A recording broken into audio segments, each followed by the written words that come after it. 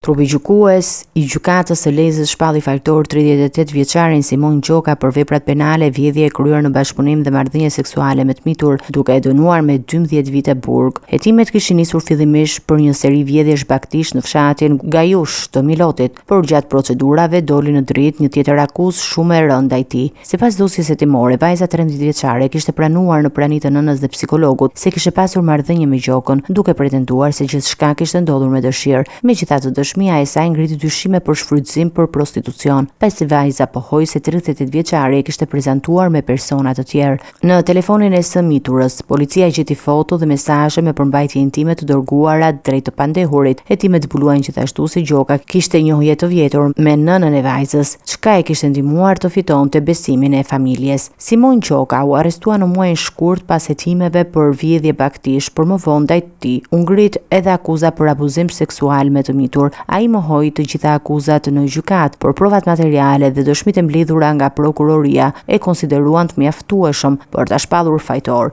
Hetimet për raste të tjera të dyshuara të vjedhjeve në zonën e Milotit dhe Laxhit vijojnë ende.